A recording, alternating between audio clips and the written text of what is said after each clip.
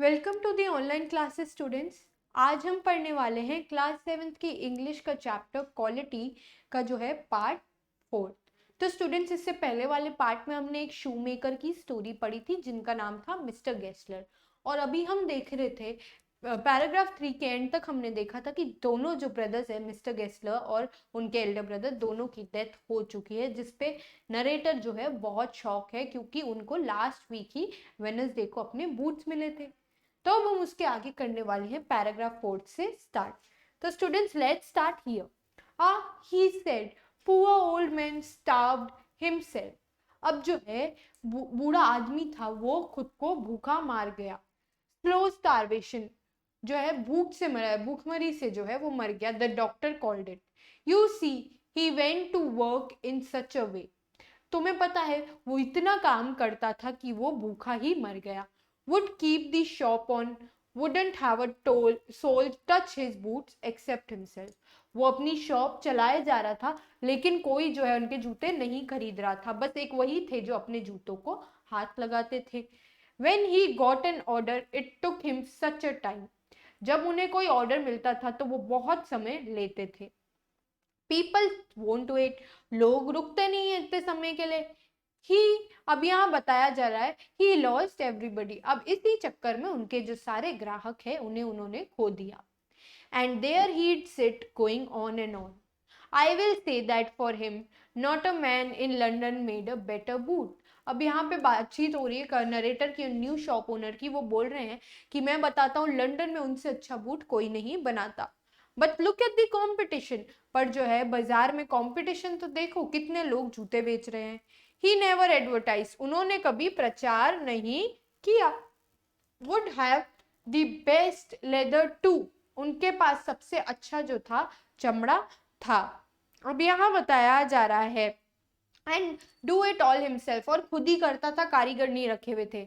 Well there it is, what could you expect with his ideas, तुम उनके ideas से क्या एक्सपेक्ट करते हो। और बट स्टारवेशन, मतलब ना वो प्रचार कर रहे हैं, ना लोगों को समय पर जूते दे रहे हैं, टाइम लगा रहे हैं, प्लस कारीगर भी नहीं रख रहे हैं, तो तुम क्या एक्सपेक्ट करते हो। स्टारवेशन ही तो मिलेगी उनको, ऐसे इंसान को भुखमरी ही तो मिलेगी। That may be a bit flowery, as the saying is, but I know myself he was sitting over his boots day and night. अब यहाँ बोला जा रहा है कि वो अपने बूट्स पे दिन रात जो है काम करते थे। To the very last you see, आखिर तक वो बहुत काम कर रहे थे, मैं उन्हें देखता था। I use to watch him, never gave himself time to eat, खुद को खाने का भी वो समय नहीं देते थे। Never had a Penney in the house, उनके घर में जो है पैसे भी नहीं थे। All went in rent and leather, जितना भी पैसा था दुकान का किराया और लेदर खरीदने में निकल जाता था। How he lived so long I don't know, वो इतना लंबा कैसे जिया मुझे नहीं पता। He regularly let his fire go out, he was a character, but he made good boots. Yes, I said he made good boots. यहाँ पे बताया जा रहा है वो लंबे समय तक कैसे जीवित रहे ये तो पता ही नहीं, वो नियमित रूप से अपनी आंख बुझा देते थे। अब पर यहाँ पे ये भी बताया जाता है कि वो बहुत अच्छे जो है जूते बनाते थे। Yes, I said he made good boots. Ah, he said, poor old man starved himself. Slow starvation, the doctor called it. You see, he went to work in such a way, would keep the shop on, wouldn't have a soul touch his boots except himself. When he got an order, it took him such a time, people won't wait. He lost everybody, and there he'd sit going on and on. I will say that for him, not a man in London made a better boot. But look at the competition. He never advertised, would have the best leather too, and do it all himself. Well, there it is. What could you expect with his ideas? But starvation. That may be a bit flowery, as the saying is, but I know myself. He was sitting over his boots day and night, to the very last you see. I used to watch him, never gave himself time to eat, never had a penny in the house, all went in rent and leather. How he lived so long, I don't know. He regularly lets his fire go out. He was a character. अब यहाँ पे हमने क्या पढ़ा? उसने कहा गरीब बूढ़े आदमी ने खुद को भूखा मार लिया। धीमी भूखमरी डॉक्टर ने बताया था। अब जानते हैं वो किस तरह से काम करते थे? क्या इससे दुकान जो है चालू रखी जा सकती थी? वे खुद के अलावा किसी को भी जूतों को हाथ नहीं लगाने देते थे। जब उन्हें जूतों का कोई ऑर्डर आता था तो वो उन्हें बनाने में अधिक समय लगा देते थे। लोग इतना इंतजार जो है नहीं करते थे। उनके सारे ग्राहक चले गए और यहाँ वो बैठे रहते लगातार। मैं तो उनके बारे में यही कहूंगा कि पूरे लंदन में उनके जैसा जूते बनाने वाला और कोई नहीं था। लेकिन प्रतिद्वंदिता भी तो देखो कितनी है यहाँ लंदन में। अब यहाँ पे है, उन्होंने कभी विज्ञापन भी नहीं दिया। इस पर भी वे सबसे बढ़िया चमड़ा लेते थे। सारा बनाने का काम खुद ही करते थे। उनके ऐसे विचारों से आप क्या हासिल कर सकते हैं? केवल भुखमरी। जैसे कि कहावत है, ये थोड़ा अतिशयोक्तिपूर्ण हो सकता है, लेकिन मैं खुद जानता हूँ दिन रात अपने जूतों पर काम करते हुए वे बैठे रहते थे। अपने अंत तक क्या आप जानते हैं, मैं उन्हें देखता रहता था। कभी खुद को भोजन करने का समय नहीं दिया और ना कभी उनके घर में पैसे थे। सभी पैसे किराए और चमड़े में चले जाते थे। वह इतने लंबे समय तक कैसे जीवित रहे मुझे नहीं पता। वे नियमित रूप से आंख भी बुझा देते थे। अब यहाँ बताया गया है, लेकिन उन्होंने श्रेष्ठ जूते बनाए। हाँ जी, एकदम श्रेष्ठ जूते बनाए। यहाँ पे स्टूडेंट्स वर्ड मीनिंग्स पे ध्यान देते हैं हम। वॉच का मीनिंग होता है देखना, कैरेक्टर देखना या फिर ध्यान से देखना। कैरेक्टर का मीनिंग होता है सच्चरित्र व्यक्ति। स्टार्व का मीनिंग होता है भूखा मरना। एक्सेप्ट का मतलब होता है के अलावा। कंपटीशन का मीनिंग होता है प्रतियोगिता। What was the weakness of his trade during the competition? उनका जो है कंपटीशन प्रतिद्वंदिता के दौरान उनकी वीकनेस क्या थी? That he never advertised. उन्होंने कभी प्रचार नहीं किया। Advertised and made the boots taking time. Taking long time, यानी कि जब वो जूते बनाते थे तो उन्हें समय लग जाता था। Taking long time. नेक्स्ट है हमारे पास, how was the boots quality of man? उस आदमी की जो क्वालिटी ऑफ बूट्स थी वो कैसी थी? वो सबसे अच्छी थी, सर्वश्रेष्ठ थी। The quality of the boots was of good leather.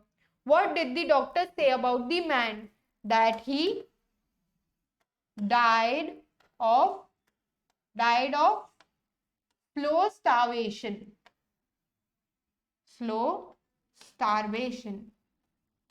वो भूख से ही मर गया। How did the man work in his shop? उन्होंने अपनी जो शॉप है उसमें कैसे काम किया? वो पूरे दिन रात लगा करके जो है उस शॉप में काम करते रहते थे। राइट स्टूडेंट्स, तो ये थे हमारे इस पैराग्राफ के क्वेश्चन आंसर। नेक्स्ट हम यहाँ पे देखते हैं हमारे पास क्या क्वेश्चंस हैं। What was Mr. Gessler's complaints against the big firms? श्रीमान गैसलर की जो है बड़े दुकानों के खिलाफ क्या शिकायत थी? Mr. Gessler complained. What was his complaint? That these big firms used to advertise and not give good boots. यानी कि वो सिर्फ प्रचार करते थे इसीलिए उनके पास काम था। They had no good boots. उनके जो boots थी उनकी क्वालिटी इतनी अच्छी नहीं थी।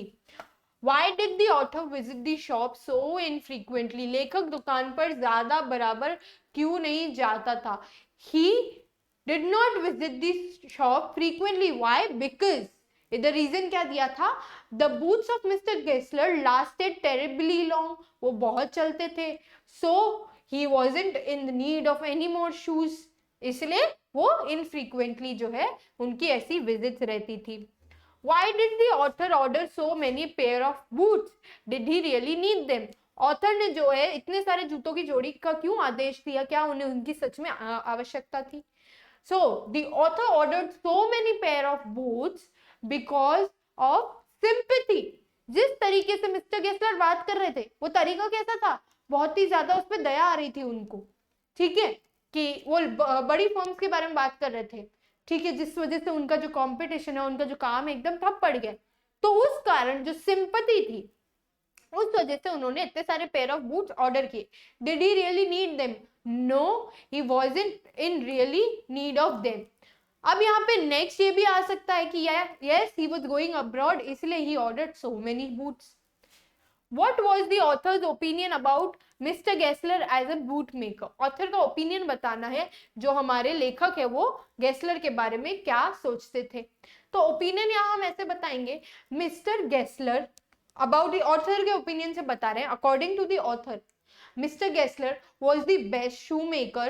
His shoes lasted terribly long and he had hands with magic. He used to create the perfect shoes with good fitting, okay, and used good leather, okay, and he worked on them on his own. He used no workers for it. What was the effect on Mr. Gessler of the author's remark about a certain pair of boots? श्रीमान Gessler पर लेखक की कुछ जूते के बारे में टिप्पणी करने पर क्या प्रभाव हुआ? उसने टिप्पणी की थी, ध्यान है हमें, कि वो एक जूता खराब निकल गया था. तो जो है मिस्टर गेस्लर निराश नहीं हुए, बट उन्होंने क्या बोला कि उसको मेरे पास लाओ, अगर उसमें कोई खराबी होगी, if it is having any fault, then I will give you all the money back. ये चीज बोली थी मिस्टर गेस्लर ने. तो स्टूडेंट्स, हमने पढ़ा था क्वालिटी यानी कि गुणवत्ता बाय जॉन्स गैल्सवर्दी. इस चैप्टर में हमने जाना था मिस्टर गेस्लर के बारे में, और जैसे जैसे जो बड़ी बड़ी फर्म्स जो हैं ऊपर उठती आ रही है, उनसे कैसे इन छोटे छोटे आर्टिसंस का जो है काम जो है बंद होता जा रहा है. राइट स्टूडेंट्स, तो इस चैप्टर में हमने देखा था कि कैसे जो है अभी भी कुछ लोग ऐसे हैं जो आर्टिस्ट का जो आर्ट है उसकी बहुत ज्यादा कदर करते हैं. ओके स्टूडेंट्स, तो हमने आज किए हैं ये इसके वर्किंग विद द टेक्स्ट के क्वेश्चन आंसर और चारों पैराग्राफ्स के क्वेश्चन आंसर, जिन्हें आप करेंगे अपनी नोटबुक्स में. Okay students, so that's all for today. Thank you and have a nice day.